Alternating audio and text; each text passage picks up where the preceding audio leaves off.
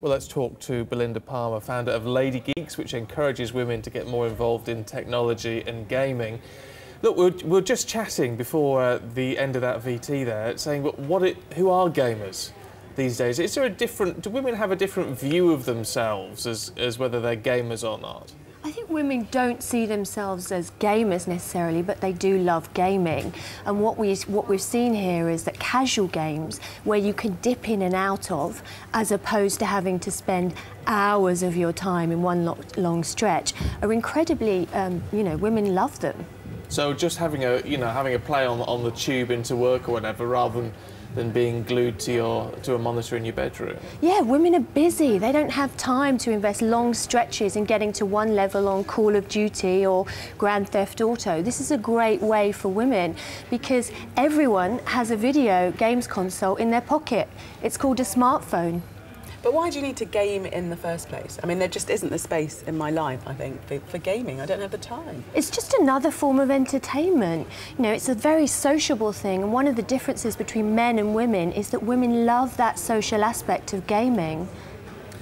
What about the concern that's been raised with all of this, which is addiction? And we know there are real concerns about some young men getting addicted to these sort of things. And obviously, if there are more women gaming, whatever sort of game they're playing, there's going to be subsequently a rise in those people who get a bit sort of drawn into it too far. I think the media is demonising games. It's up to us as parents and individuals to manage how we use games. I mean, in my family, I love teaching my son to dance using a dancing game. I'm using another game to help my daughter with analytical thinking. So games can play an incredibly positive role in our lives. It's about how we use them. What about the generational thing? I mean, I'm so used to picking up my bits and bobs, you know, and what have you, and for women to say, oh, I don't know how it works, can't use it, don't want to learn how to use it. Is that now all changing so that these younger generation of women are as totally across and as interested in technology as everybody else?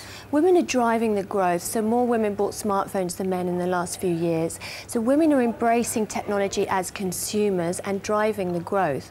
But ultimately, women are not wanting to create technology, and that's a real problem. Women are not wanting to go into the games industry, particularly. If you look at women consuming games, nearly half of all women now play games.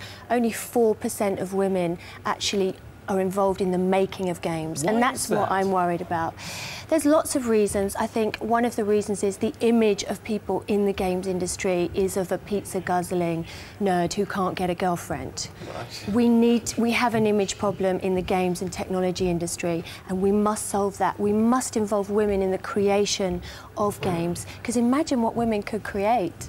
Yeah, well, it's all... But geeks are becoming, you know, better thought of, aren't they? In fact, you're called Lady Geeks, and you know, you think of Big Bang Theory and all that, and I've never been ashamed to call myself a geek. Yay. It's not the same negative tag it used to be. Geek is geek chic. It's becoming very cool. I love talking about technology. I've got lots of friends who love technology, so I think we need to be geek and proud. Yeah, quite right too. I'm with you, Belinda. Really good to talk to you. Thanks very much indeed.